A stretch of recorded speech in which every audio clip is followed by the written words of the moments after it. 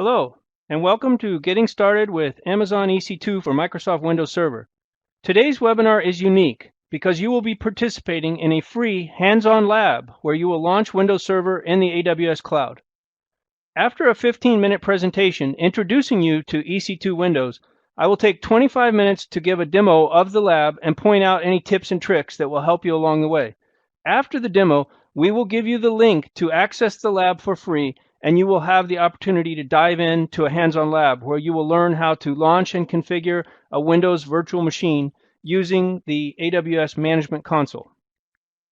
So now, welcome to today's webinar, a hands-on lab to getting started with Amazon EC2 for Microsoft Windows Server. My name is Scott Zimmerman. I'm your instructor for today. I'm a solutions architect with AWS, helping our customers and partners take full advantage of Windows in the AWS cloud. Traditional computing is slow, expensive, and hard. It can take weeks to months to acquire and set up. EC2 makes cloud computing affordable, easy, scalable, and on demand. Now, these are some of the key reasons that people are flocking to the cloud. Converting capital expenses to operational expenses, or OpEx. You can get lower OpEx in the cloud than doing it yourself. Agility, elasticity, better use of scarce resources, and being able to scale globally immediately. These are all benefits. AWS offers a broad set of global compute, storage, database, analytics, and application services, as well as deployment and management services that help you move faster and lower your IT costs and scale your applications. There are over 50 services in 12 regions and 32 availability zones. AWS offers best-of-breed services, multi-vendor interoperability, and customers have many choices without lock-in. Now, these are some of the EC2 benefits that we'll be talking about today that our Windows customers are enjoying. I'll speak briefly about each of these in the next few slides. Amazon EC2 allows you to quickly obtain and configure capacity with minimal friction. You can scale capacity up and down as your computing requirements change. Various virtual machine configurations are available, whether you need to optimize for CPU or memory or storage or networking. EC2 provides you with Amazon machine images that are pre-configured with Windows Server, or you can import your own from VMware or Hyper-V. AWS for Windows uses a security in layers approach. You can use a combination of Amazon Virtual Private Cloud with network access control lists, security groups, host-based firewalls, and intrusion detection systems to create a layered solution for network security. You can isolate your AWS environment by creating private subnets with Amazon VPC. You can use a traditional VPN or a private dedicated connection between your data center and AWS cloud using AWS Direct Connect for a faster and lower latency connection. Additionally, you can leverage AWS Identity and Access Management Service that integrates with Active Directory, providing fine-grained access controls for your AWS resources. The AWS cloud offers a highly reliable environment where EC2 for Windows instances can be rapidly and predictably provisioned. Our service level agreement is 99.95 for each region. Each region is comprised of at least 2 physically isolated facilities known as availability zones, keeping your instances highly available. AWS currently features 32 AZs in 12 regions, providing you the reassurance that your business's mission-critical data and applications will be available, even in the face of natural disasters and other rare events that might cause system failures. We have a service health dashboard showing you the operational status of each service in real time so that your uptime and performance are transparent. AWS is a high-performance cloud where you can automate complex tasks without sacrificing visibility or monitoring so that you can ensure your workloads are secure and operating reliably. AWS auto-scaling capabilities are flexible enough for you to scale manually or by schedule, by policy, or by automatic rebalancing. Automation tools allow you to spend less time carrying out routine tasks and more time on strategic business initiatives. AWS CloudFormation gives developers and system administrators an easy way to create and manage AWS resources, provisioning and updating them in an orderly and predictable fashion. Monitoring and management tools built into EC2 are integrated with Microsoft System Center and VMware vCenter through plugins, giving you the ability to import, create, delete, and manage your instances, as well as monitor application performance. Now, this is why we say that Amazon EC2 for Windows is familiar. It provides a familiar administrative and user experience for your Windows workloads. Amazon Web Services is compatible with other Windows Server applications like SharePoint, SQL Server, System Center, VMware vCenter. And our VM import and export service enables you to easily import your virtual machines to and from AWS. Windows Server and SQL Server licenses are available directly in Amazon Machine Images, or you can import your own. With dedicated hosts, you can provision a server or group of servers dedicated to running your business's workloads, allowing you to take advantage of more flexible software licensing terms. You can also use SQL Server Management Studio and Visual Studio, and we have a toolkit for software development kits for several languages, including C# and Python and Java, and you can also use Windows PowerShell. The AWS computing infrastructure for Windows Server helps you take advantage of economies of scale, reducing the total cost of enterprise IT. AWS elasticity scales with your needs, so you pay as you go, and there are no long-term service commitments. With traditional on-premise approaches, you need to plan for and invest in your infrastructure for your estimated peak needs in the future. And then you must maintain and secure your infrastructure regardless of how much or how little your resources are actually utilized. With AWS, you can downsize or discontinue service if you choose. AWS also offers ways to move your Windows workloads to the cloud without incurring additional Microsoft license fees. The Microsoft License Mobility Program with software assurance allows you to do that. Today, we actually have over 50 services, so the slide is a little dated in that respect. We've been moving fast. These range from compute, storage, networking, database, analytics, application services, deployment, management, and mobile.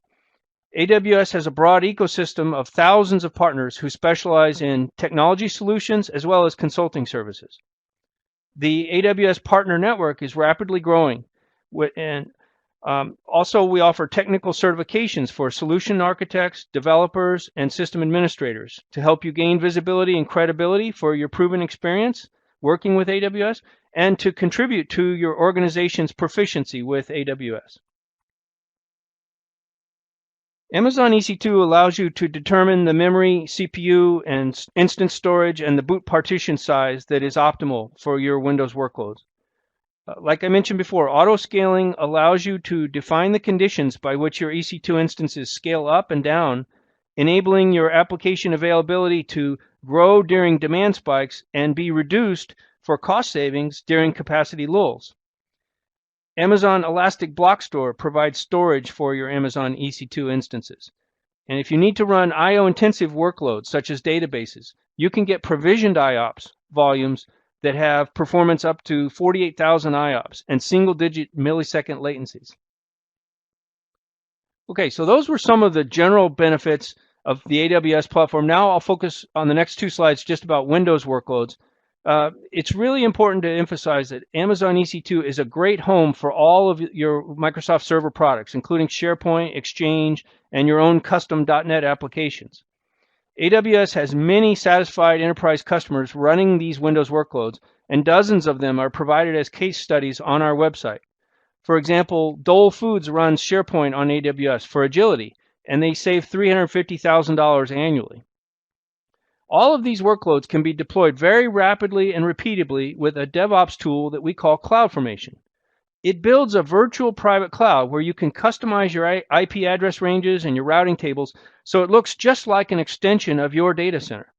And AWS Direct Connect is a high-speed, secure, dedicated line between your data center and AWS. Now, the last slide here is a bit more detailed, but don't worry if networking isn't your strong suit. If you study our white papers, you will see diagrams like this, so I wanted to briefly explain it. This diagram shows that you can provide an internet gateway or a virtual private gateway into your VPC. Your VPC can contain subnets and route tables. It's really easy to set up route tables in AWS. And if you decide you want to route traffic through the internet gateway or via a VPN directly back to your on-premise network, you can just do that in the route table. Also, it's important to note that you can get high availability architectures with Windows workloads by spanning 2 availability zones. So in this diagram, you see 2 AZs in the orange boundaries there. Now with that, I'm going to switch out of the presentation and into the demo.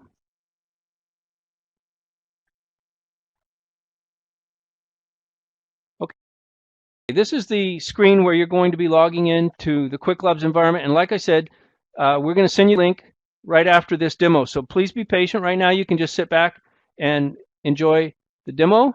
And I'm going to try to point out any tips and tricks for you.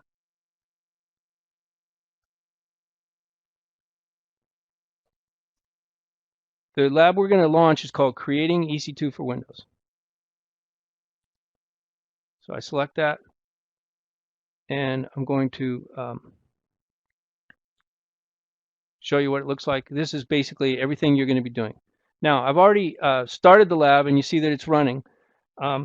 First thing we want to do is we're going to download this PIM file here, which is a certificate. I'm going to save that on my desktop. This is to allow us to get a password into the Windows server that we're going to boot. Okay, now let me go through this here. Notice on this screen that we have this username AWS student. All of you are going to have that same username. So remember that username. The first thing you have to do, though, is you have to log into your Quick Labs account to come to this screen with your own email address. So your first username is your email address. That brings you to this screen with a password that you had created. But once you get here, you have to remember your second username and password, which are showing on this screen. So you're going to be AWS student, but each of you will have unique passwords. So then you click on the Open Console button, where you're going to be opening the Amazon Management Console, AWS Management Console. And in this screen, this is where you log in as AWS student with the password that you copied from the previous screen, the Quick Labs console. Oh, I guess I didn't copy that. Let me go back and get that again. Okay. All right, signing in. All right, so you got that. Your Quick Labs username is your email address, and then you have AWS student with the password that you get from the Quick Labs screen. Now, this is the Amazon Management Console. We're going to click on EC2, and we're going to launch an instance now, a Windows instance. Pay attention to where I'm going to be doing this. I click Launch Instance. When I pick the Windows instance, I'm going to pick Windows Server 2012 R2 Base. That's showing right on my screen here. You don't want to scroll down too far. You'll see there's lots of other Windows instances. I'm going to ignore those. I want this one called 2012 R2 Base. So I click the Select button beside that. I choose an instance type. The free one is the T2.micro. So I'm going to click Next down here in the right corner. Next, Configure Instance Details. Now on this screen, there's a tricky step here. We want to expand the advanced details, and you see it opens up a text box. We're going to go back over to the Quick Labs console. Notice that there's the lab instructions guide on the left, and there's another tab called Commands in .text format. You want to open that link up. That is a text file that provides 2 commands that we are going to use in this lab. So I'm going to copy and paste the first one, which is this PowerShell command. That PowerShell command is useful over here in the AWS Management Console where I'm launching my instance. I'm going to paste that command in, as you see down here under Advanced Details. That's called the User Data section. And what you can do in User Data is put any data you want the instance to have on it, as well as a PowerShell script that you want it to run when it boots up for the first time. Now that that's done, I'll click Next, Add Storage, and I'll keep the default size here, and then I'll tag my instance. I'm going to put a name on this volume. I'm going to call it Website. And then next, Configure Security Group. Now by default, we allow RDP, which is on port 3389, but we're going to add a rule for this lab, and we're going to make it available for HTTP. and then we'll add one more rule for HTTPS. It's that easy to specify a security group. Now we could also name this the security group in here, so I'll call it website. Okay, then I click review and launch. I'm launching the instance now.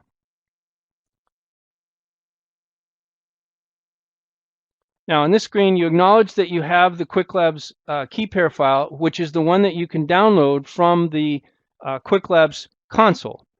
So once we have our instance launching, that's going to take about 4 minutes for Windows to boot up, for the instance to launch and for Windows to boot. So that's running in the background, and we're going to let that go. I'm switching back now from that launch wizard over to the EC2 dashboard. And what you see here is that the website instance is spinning up. Now notice there's a pane here, a lower window, that shows description down in the bottom. So there's a grid at the top and a description pane. When you select one instance, you will see details about it down in the lower section there. Now notice that this website instance that we launched, it says that it's running in the instance state column, but the status checks are initializing. So this is the time that AWS is also initializing the machine and preparing it to get it ready. When that column says 2 out of 2 checks have been completed, then your instance is ready.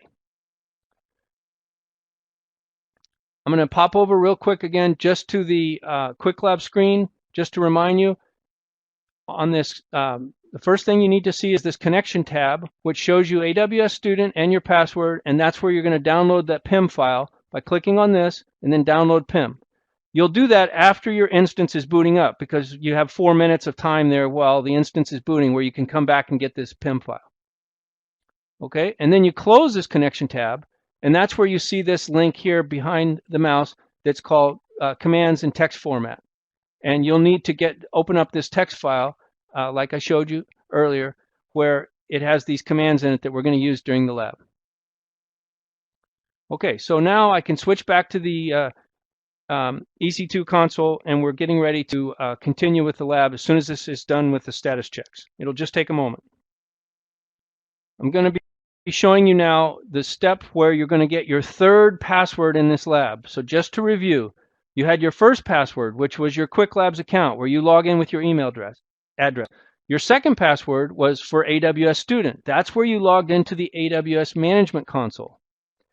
Now you're going to get a third password, which is to get you to log into your Windows Server instance running in the cloud.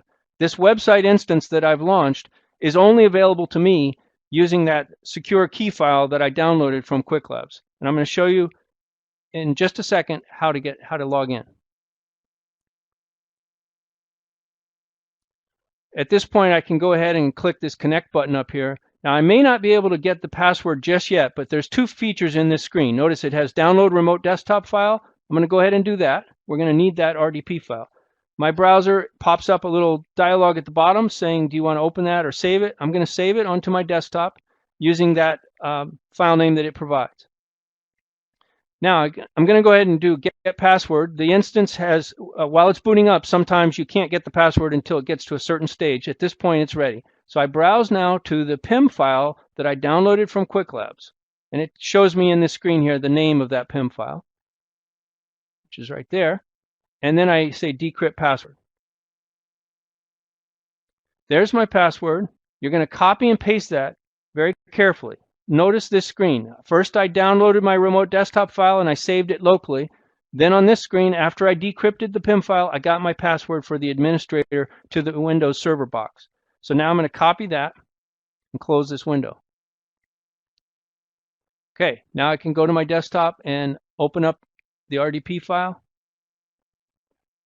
If you're on a Mac, it'll work fine if your workstation is a Mac, but you'll need to get your own program, such as Cord, for Macintosh, to be able to, which is a remote desktop protocol client program on the Mac.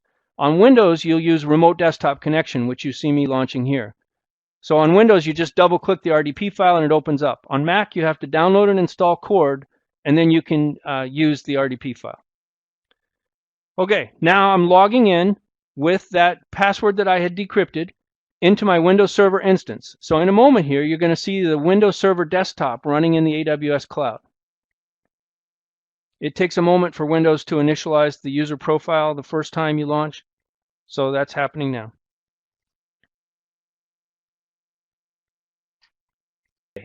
Here's my Windows desktop. I click on Server Manager in the lower left corner.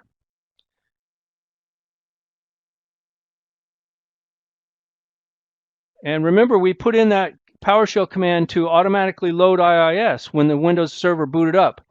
However, Windows takes a moment to do that. Even after it boots up, it wants to give you the user interface right away before it has finished loading IIS. So IIS is not available immediately, but it will show up over here in this left nav bar once it's finished installing IIS. And you can click this refresh button to update the screen to see that. Now, sometimes it takes a moment for IIS to show up here. So we can either be patient with that. I still see the status bar moving in the top of this of Server Manager on this instance. I can click Local Server. There's other ways, of course, to go into IIS, but it will show up automatically on the left side. And we can look at this server message. It's still refreshing and looking at the server. So it hasn't finished installing IIS yet or updated the status of it. So just give that a moment. But I can also go in through computer management. I could go to Tools, Computer Management. Although notice when I drop down the Tools menu, I didn't see IIS in there yet. There it is. Okay, IIS is in there now. So I can launch IIS this way.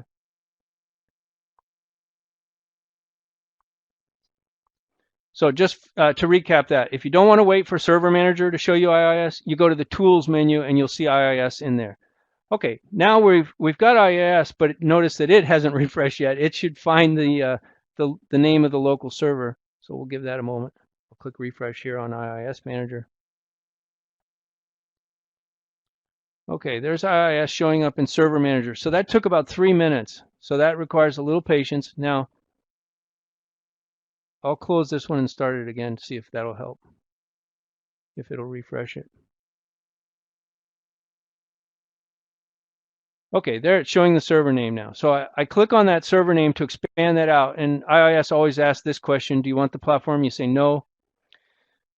Okay, now we're going to go down to Sites and right-click on Default Website and say, well, let's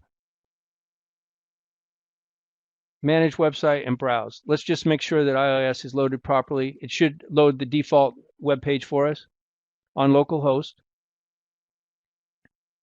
Okay, it's loading the default web page.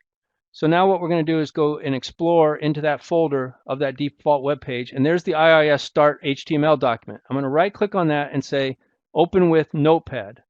Okay, I right-clicked on it and opened it with Notepad. Now, this is the text of that default web page, but what we want to do is paste some text in here. Instead of this div tag, I'm going to erase the contents in between the div tag,